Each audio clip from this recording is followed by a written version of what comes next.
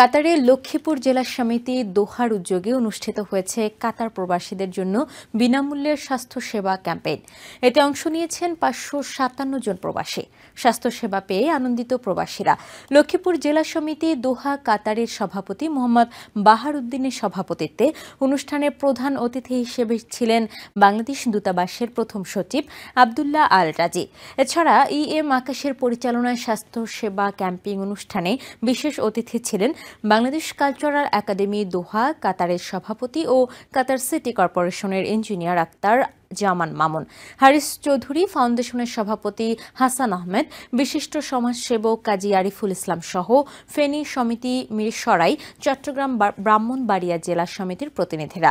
এছাড়াও প্রবাসী বিভিন্ন সংগঠনের প্রতিনিধিরা এই স্বাস্থ্যসেবা ক্যাম্পেইনে অংশ নেন।